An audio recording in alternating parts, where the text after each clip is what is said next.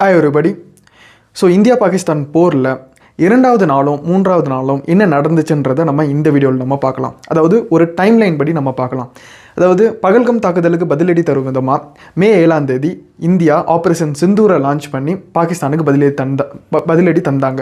அதுக்கப்புறம் மே 8, 9 என்ன நடந்துச்சுன்றதை நம்ம பார்ப்போம். அதே சமயம் இந்தியாவுக்கு சாதகமாக சில விஷயங்கள் நடக்கலை. அது என்னன்றதையும் நம்ம இந்த வீடியோவில் நம்ம பார்க்கலாம். டைம்லைன் படியே நம்ம பார்ப்போம். அதாவது மே 7க்கு அப்புறம் எப்படி இந்தியா நள்ளிரவில் ஒரு மணி அளவில் பாகிஸ்தானுக்கு பதிலடி தந்தாங்களோ அதே போல் மே 8ஆம் தேதி அதே மாதிரி ஒரு மணி அளவில் நள்ளிரவில் இந்தியாவை பாகிஸ்தான் தாக்க முயற்சி பண்ணாங்க. அதாவது ஜம்மு காஷ்மீர், பஞ்சாப், ராஜஸ்தான் அதே போல் குஜராத்தில் உள்ள சில பகுதிகளை டார்கெட் பண்ணி பாகிஸ்தானுடைய மிசைல்ஸ் அதே போல் ஏகப்பட்ட ட்ரோன்ஸ் அனுப்பி தாக்குதலுக்கு முயற்சி பண்ணாங்க. பட் நல்ல விதமாக நம்மக்கிட்ட இருந்த ஏர் டிஃபென்ஸ் சிஸ்டம், அதாவது S-400 அதே போல் நம்மளே உருவாக்கின indigenous air defence system Akash missiles, அதுக்கு அடுத்தது counter UAS grid system. So இந்த மூணுமே வச்சு இந்த மூணுமே சேர்ந்து இந்தியாவுக்கு இஸ்ரேல் மாதிரியான ஒரு அயன் டோம் மாதிரி செயல்பட்டுருக்குன்னே சொல்லலாம். ஏன்னா பாகிஸ்தான்லேருந்து வரக்கூடிய மிசைல்ஸு, ட்ரோன்ஸு இது எல்லாத்தையுமே இன்டர்செப்ட் பண்ணி பாதிலேயே வானத்தையே அழிச்சிருக்கு. எதுவுமே இந்திய மண்ணில் பெருசாக தாக்குதல் நடத்தலை. ஸோ அந்த மாதிரி ஒரு எஃபெக்டிவான ஏர் டிஃபென்ஸ் சிஸ்டம் இந்தியாவில் செயல்பட்டுருக்குன்னே சொல்லலாம். ஓகேவா? அதாவது S-400 ஆகாஷ் மிசைல்ஸ், அதுக்கப்புறம் கவுண்டர் UAS கிரிட் சிஸ்டம், இது மூணுமே ரொம்ப எஃபெக்டிவாகவே செயல்பட்டுருக்குன்னு சொல்லலாம். பெரிய அளவில் பாகிஸ்தான்லேருந்து வரக்கூடிய மிசைல்ஸோ ட்ரோன்ஸோ நம்மளை தாக்கலை. பட் அதே சமயம் நம்ம இன்னொன்று பார்க்க வேண்டியது என்னன்னா, ஜம்மு காஷ்மீரில் ரொம்பவே பாதிக்கப்பட்டிருக்குன்னு சொல்லலாம். ஏன்னா அங்கே அவங்க மிசைல்ஸ் ட்ரோன்ஸை வச்சு தாக்குனது மட்டும் இல்லாமல் தொடர்ந்து ஷெல்லிங் அட்டாக்கும் பண்ணுறாங்க. இந்த மாதிரி ஷெல்லிங் இந்த மாதிரி ட்ரோன்ஸு மிசைல்ஸ் தாக்குதலுக்கு கம்ப்ளீட்டாக ஒரு டிஃப்ரெண்ட்டான ஒரு அட்டாக்னே சொல்லலாம். ஷெல்லிங்கிறது நான் ரொம்ப சிம்பிளாக சொல்லணும்னா, இந்த பாகுபலி படத்தில் இல்லை பழைய நார்னியா படத்துலலாம் நம்ம பார்த்துருப்போம். அதாவது ஒரு பெரிய வெப்பன் சிஸ்டத்தில் பெரிய பாறாங்களை லோட் பண்ணி அதை வீசி எதிரி நாட்டு படைகள் மேலே அடிப்பாங்க. பெரிய பாறாங்கள் அப்படியே வானத்தில் பறந்து போய் எதிரி நாட்டு படைகளை அடிக்கும். அந்த மாதிரி ஒரு மாடர்னைஸ்டு இந்த காலத்துக்கு ஏற்ற ஒரு மாடர்னைஸ்டு வெப்பன் தான் ஷெல்லிங்னு சொல்லுவாங்க. ஷெல்லிங்கை பொறுத்த வரைக்கும் என்னென்னா, ஒரு ஹெவியான மெட்டல் பால் இல்லை மெட்டல் குண்டு இருக்கும்.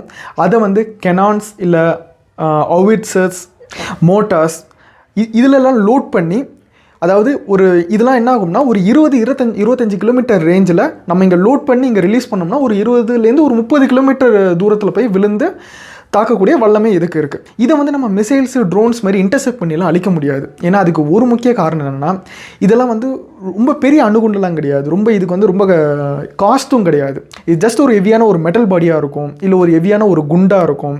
அதை இந்த மோட்டரு, ஹவுவிட்சர்ஸ் இல்லைனா கெனானில் லோட் பண்ணி அடிக்கிறப்ப நம்ம இதுக்காக ரொம்ப எப்படி சொல்கிறது, ரொம்ப காஸ்ட்லியான மிசைல் சிஸ்டத்தை வச்சுலாம் நம்ம இதை இன்டர்செப்ட் பண்ணி அழிக்க முடியாது. அதுக்கு அது ரொம்ப எஃபெக்டிவாகவும் இருக்காது. ஏன்னா மிசைல் சிஸ்டம்லாம் பார்த்திங்கன்னா ஒரு இன்டர்செப்ட் மிசைலே $50,000 $1,00,000 வரைக்கும் இருக்கும். ஸோ ஒரு சாதாரண ஒரு ஹெவியான ஒரு மெட்டல் பாடிக்காக நம்ம ஒரு மிசைல் சிஸ்டத்தை யூஸ் பண்ண முடியாது.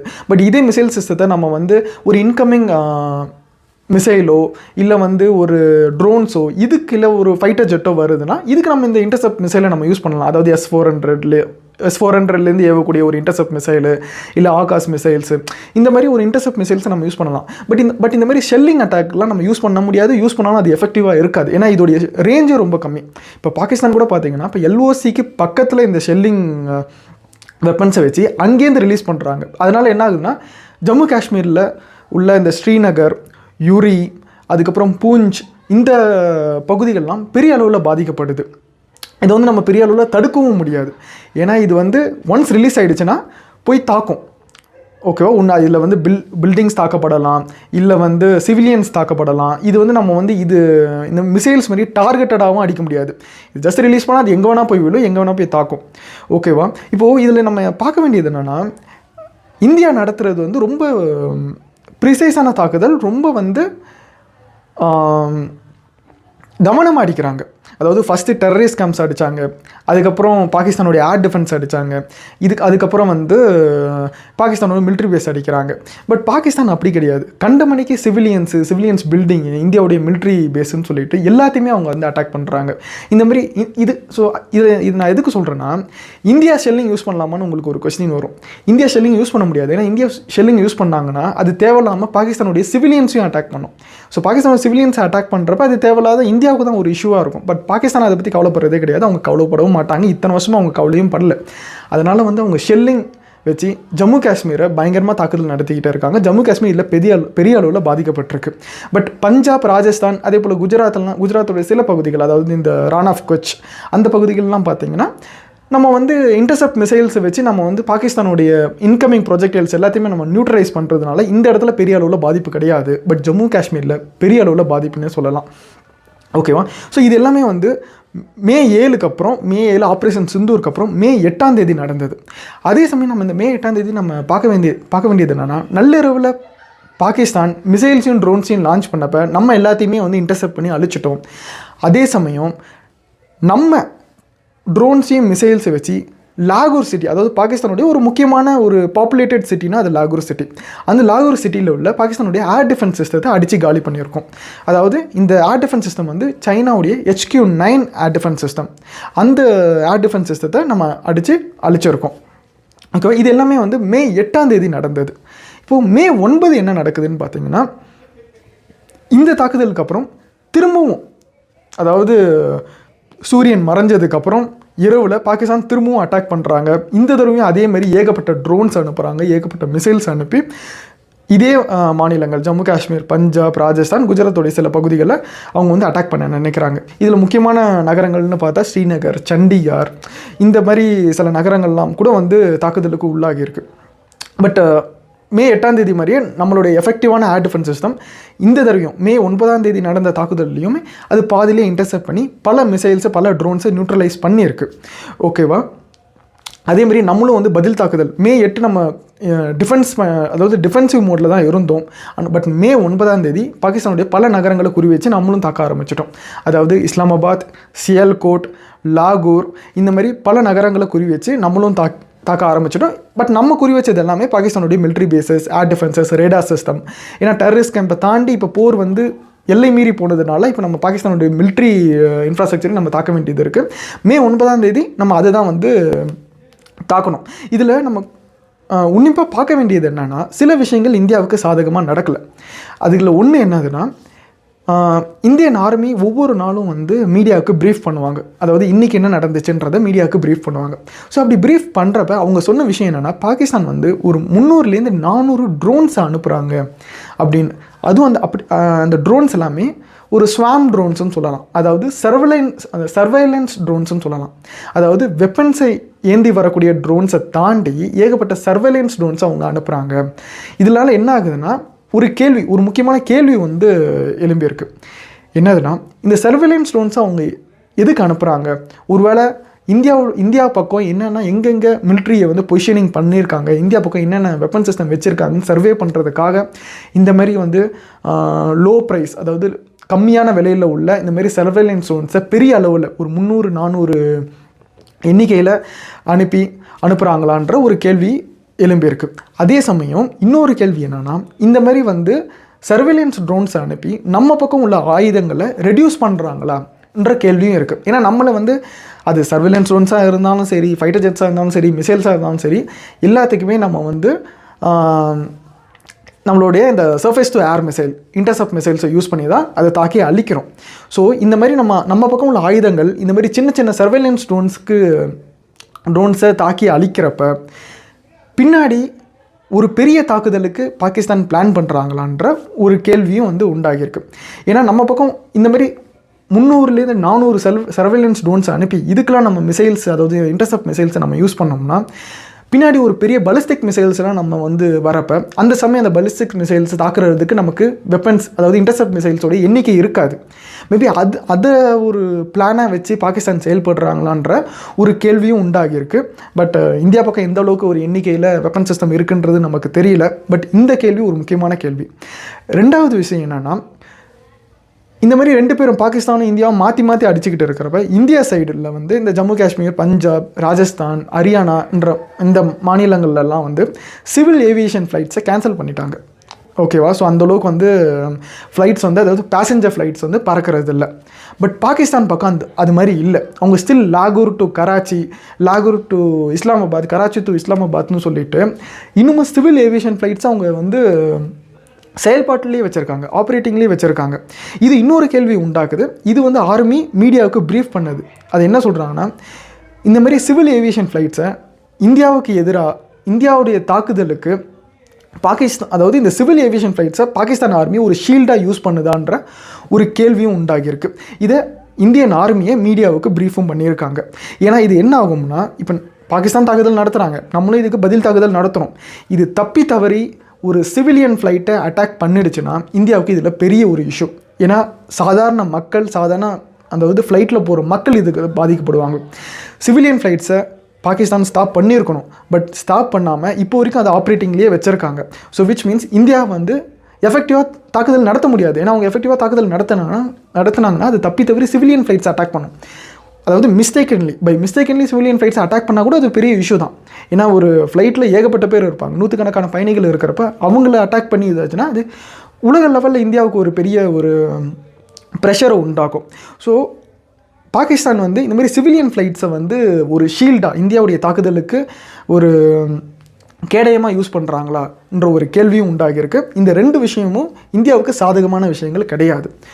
இதை தாண்டி 3வது ஒரு விஷயம் நடந்திருக்கு. அதாவது மே 9 என்ன நடந்திருக்குன்னா, IMF, அதாவது இன்டர்நேஷ்னல் மானிட்டரி ஃபண்டுன்னு சொல்லுவாங்க. இந்த இன்டர்நேஷ்னல் மானிட்டரி ஃபண்டு இந்த சமயம், அதாவது இந்தியா பாகிஸ்தான் போர் நடக்கிற சமயம் பாகிஸ்தானுக்கு $1.1 பில்லியன் லோனை அப்ரூவ் பண்ணியிருக்காங்க. இது இந்திய மதிப்பில் கிட்டத்தட்ட ஒரு 8500 கோடி வரும்.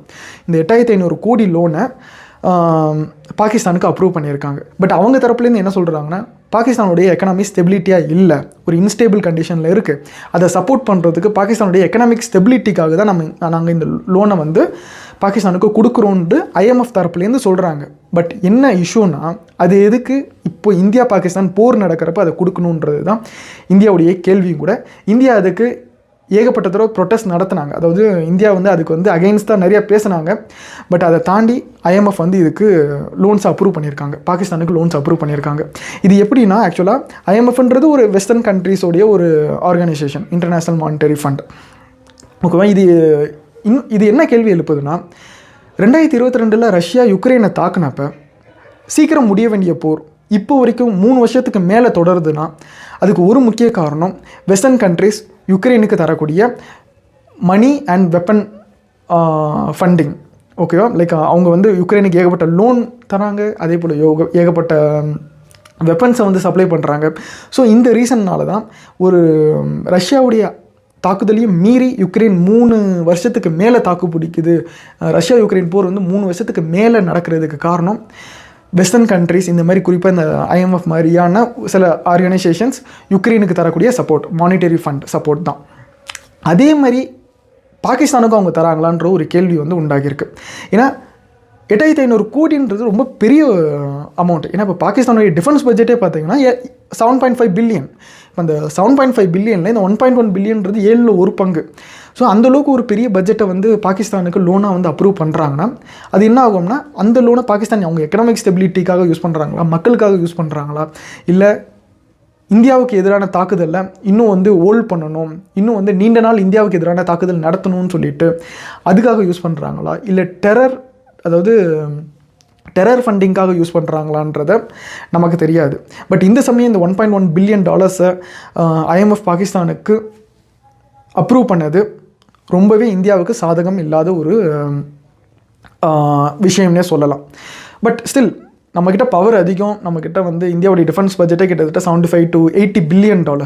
பட் ஸ்டில் இந்த $1.1 பில்லியன் வச்சு ஒரு 2 நாள் 3 நாளில் முடியக்கூடிய போர் இன்னும் கொஞ்ச நாள் எக்ஸ்டெண்ட் ஆகுதுன்னா அது ரெண்டு தரப்புக்குமே வந்து பாதிப்பு தான். கரெக்டாக இந்த $1.1 பில்லியன் நிறுத்திக்கிட்டால் கூட பரவாயில்ல. பட் யுக்ரைன் மாதிரி தொடர்ந்து இந்த மாதிரி ஃபண்டிங் பாகிஸ்தானுக்கு கொடுத்துக்கிட்டே இருந்தாங்கன்னா அது திரும்பவும் வந்து இந்த போரை எக்ஸ்டெண்ட் பண்ணிக்கிட்டே இருக்கும். ஸோ இந்த IMF ஃபண்டிங்கிறது ரொம்பவே வந்து கெட்ட விஷயம் இந்தியாவுக்கு. இது வந்து 3வது விஷயம். இந்த 3 விஷயங்கள் வந்து ஒன்று பாகிஸ்தானுடைய ஏகப்பட்ட ட்ரோன்ஸ் தாக்குதல், அதாவது சர்வேலன்ஸ் ட்ரோன்ஸை வச்சு இந்தியாவுடைய ஏர் டிஃபென்ஸ் சிஸ்டத்தை சேச்சுரேட் பண்ண நினைக்கிறாங்களான்றது ஒன்று. இன்னொன்று இந்த மாதிரி IMF-உடைய லோன். இன்னொன்று பாகிஸ்தான் இந்தியாவுடைய தாக்குதலுக்கு எதிராக சிவில் ஏவியேஷன் ஃப்ளைட்ஸை ஒரு ஷீல்டாக யூஸ் பண்ணுறது. இது மூணுமே வந்து இந்த கடைசி 2 நாளில் இந்தியாவுக்கு சாதகமான நிலையை உண்டாக்காத இந்த 3 விஷயங்கள்னு சொல்லலாம். ஸோ மே 8 பார்த்துட்டோம், இப்போ மே 9 பார்த்துட்டோம். ஸோ இன்றைக்கி மே 10 இன்றைக்கி மே 10 என்ன நடக்குதுன்னு பார்த்தீங்கன்னா, சேம் ஆஸ் யூஷுவல் மே 9 என்ன நடந்துச்சோ கரெக்டாக. அதாவது ஒன்று சொல்லுவாங்க, அந்த காலத்துலலாம் வந்து சூரியன் மறைஞ்சதுக்கப்புறம் போர் நடக்காது. பட் இப்போது எப்படின்னா, சூரியன் மறைஞ்சதுக்கப்புறம் தான் பாகிஸ்தான் அட்டாக்கே பண்ணுறாங்க. பாகிஸ்தான் அட்டாக் பண்ணுறாங்க, அதுக்கு பதிலடியாக இந்தியா அட்டாக் பண்ணுறாங்க. ஸோ ரெண்டு பக்கமும் வந்து பெரிய அளவில் ஒரு பெரிய தாக்குதல்ன்றது சூரியன் மறைஞ்சதுக்கப்புறம் நள்ளிரவில் தான் நடக்குது. ஸோ மே 10 நடந்துச்சு. ஓகேவா, திரும்பவும் வந்து மிசைல்ஸ் ட்ரோன்ஸை வச்சு பாகிஸ்தான் தாக்குதல் நடத்த முயற்சி பண்ணாங்க. பட் இந்த தடவை வந்து டெல்லிக்கே குறி வச்சாங்க. பட் நல்ல விதமாக அந்த டெல்லிக்கு குறி வச்ச லாங் ரேஞ்ச் மிசைல்ஸ், ஏன்னா கடைசி 2 தடவை வந்து மே 8 9 மிசைல்ஸு அதேமாதிரி ஷார்ட் ரேஞ்ச் மிசைல்ஸும் அதே போல் ட்ரோன்ஸ் தான் யூஸ் பண்ணாங்க. பட் இந்த தடவை இன்றைக்கி வந்து லாங் ரேஞ்ச் மிசைல்ஸை யூஸ் பண்ணியிருக்காங்க. அதாவது ஒரு பலிஸ்டிக் மிசைல்ஸை யூஸ் பண்ணி டெல்லிக்கு குறி வச்சுருக்காங்க. பட் நல்ல வேலையாக வந்து ஹரியானாலேயே அந்த மிசைலை இன்டர்செப்ட் பண்ணி நம்ம அழிச்சிட்டோம். அதை தொடர்ந்து இந்தியா நடத்தின தாக்குதலில் பல பாகிஸ்தானுடைய மிலிட்ரி ஏர்பேஸஸை குறி வச்சு மே 10 இந்தியா ரிட்டாலியேட் பண்ணியிருக்காங்க. அதில் வந்து பல ஏர்பேஸஸ், அதில் குறிப்பாக ஒரு ஏர்பேஸ் சொல்லணும்னா நூர்கான்ன்ற ஒரு ஏர்பேஸ், அதை வந்து அட்டாக் பண்ணி பெரிய அளவில் பாதிப்பை உண்டாக்கியிருக்காங்க இந்திய இராணுவம். ஸோ இதுதான் வந்து மே 8 இப்போ நடக்கிற வந்து நிலவரம். ஸோ நம்ம மே 8 பார்த்துட்டோம், மே 9 பார்த்துட்டோம், மே 10 பார்த்துட்டோம். இதில் வந்து நீங்கள் வந்து என்ன நினைக்கிறீங்க? அதாவது பாகிஸ்தானுடைய தாக்குதல் எந்த ஸ்டைலில் இருக்குது, இந்தியாவுடைய தாக்குதல் எந்த ஸ்டைலில் இருக்குது? ஏன்னா இந்தியா பார்த்திங்கன்னா ரொம்ப ப்ரிசைஸாக, ரொம்ப வந்து எப்படி சொல்கிறது, மாரலாக எத்திக்கலி நடந்துக்கிறாங்க. அதாவது பெருசாக சிவிலியன்ஸ் இருக்கக்கூடிய ஏரியாஸையோ சிவில் ஃப்ளைட்ஸையோ அந்த மாதிரி சிவிலியன்ஸுக்கு சம்மந்தப்பட்ட விஷயங்கள் எதுவுமே வந்து அவங்க வந்து டார்கெட் பண்ணலை. ஃபுல்லாக வந்து டெரர் கேம்ப்ஸு, மிலிட்ரி பேஸஸு, பாகிஸ்தானுடைய ஏர் டிஃபென்ஸ் சிஸ்டம், ரேடார், இப்படி தான் வந்து தாக்குதல் நடத்துகிறாங்க. பட் பாகிஸ்தான் அதெல்லாம் பார்க்காம ஜம்மு காஷ்மீரில் ஷெல்லிங் தாக்குதல் நடத்துகிறாங்க. அதேமாதிரி இந்த பக்கம் பஞ்சாப், ராஜஸ்தான், குஜராத்லாம் வந்து மிசைல்ஸ் ட்ரோன்ஸ் வச்சு தாக்குறாங்க. அந்த மாதிரி கண்டமணிக்கு சிவிலியன்ஸும் பார்க்குறது கிடையாது, மிலிட்ரி பேஸும் பார்க்குறது கிடையாது, எதுவாக இருந்தாலும் நடிக்கிறாங்க. ஸோ அந்த தாக்குதலில் நீங்கள் வந்து இதை எப்படி பார்க்குறீங்க? அது எத்திக்கலி கரெக்டாக இல்லையா போர் சமயங்களில்? அதை கமெண்ட்ஸில் சொல்லுங்கள். அதேமாதிரி இந்தியாவுடைய செயல்பாடுகள் எப்படி இருக்குன்றத கமெண்ட்ஸில் சொல்லுங்கள். ஸோ நெக்ஸ்ட் அப்டேட், அதாவது நெக்ஸ்ட் என்னென்ன நடக்குதுன்றதை நம்ம அடுத்த வீடியோவில் பார்ப்போம். அதேமாரி இன்னொரு பர்சனலான நம்ம சேனலுக்கான அப்டேட் என்னென்னா, இந்த வீடியோ ஒரு நார்மலான வீடியோ தான், இது ஒரு மேப் வீடியோ கிடையாது. அதுக்கு காரணம் என்னென்னா, இது ஒரு பெரிய வீடியோ. இப்போ இதை வந்து நான் மேப் வச்சு நான் ரெடி பண்ணேன்னா ஏகப்பட்ட டைம் ஆகும், எடிட்டிங்க்கும் டைம் ஆகும், ரெண்டரிங்க்கும் டைம் ஆகும். ஸோ அதனால் சம்டைம்ஸ் இந்த மாதிரி லாங் ஃபார்ம் வீடியோஸை நான் நார்மல் வீடியோஸில் போடுறேன். பட் கிறிஸ்பான ஷார்ட்டான வீடியோஸை நான் மேப்பில் வந்து எடிட் பண்ணி ஷார்ட்ஸ் வீடியோஸாக போடுறேன். அதுலேயும் வந்து நீங்கள் வந்து ஒரு ரெஃபரன்ஸாக யூஸ் பண்ணிக்கலாம். இந்த மாதிரி லாங் ஃபார்ம் வீடியோஸ்க்கு ஒரு ரெஃபரன்ஸாக நான் போடுற இந்த ஷார்ட் ஃபார்ம் வீடியோஸை வந்து யூஸ் பண்ணிக்கலாம். ஏன்னா இந்த ஷார்ட்ஸ் வீடியோவில் அதுலேயும் கண்டென்ட் இருக்கும். பட் எப்படின்னா ரொம்ப கிறிஸ்பாக இருக்கும், ரொம்ப வள கொலன்னு இல்லாமல் கரெக்டாக ரொம்ப கிறிஸ்பாகவே நான் வந்து சொல்லி முடிச்சிருவேன். ஸோ அந்த வீடியோஸில் ஷார்ட்ஸ் வீடியோஸை நான் மேப் வச்சு எடிட் பண்ணி நான் ஷார்ட்ஸ் வீடியோஸ் போடுறேன். நீங்கள் அதை வந்து ஒரு ரெஃபரன்ஸாக வந்து யூஸ் பண்ணிக்கலாம். இந்த லாங் ஃபார்ம் வீடியோஸை நம்ம டீட்டெயிலிங்காக ஒவ்வொரு விஷயத்தையும் டீட்டெயிலிங்காக பார்க்குறதுக்கும் அதே போல் டீட்டெயில்டு அனலைஸ் பண்ணுறதுக்கும் இந்த லாங் ஃபார்ம் வீடியோஸை நம்ம யூஸ் பண்ணலாம். ஓகேவா? ஸோ நெக்ஸ்ட் அப்டேட்டோட see you guys on next video. Bye.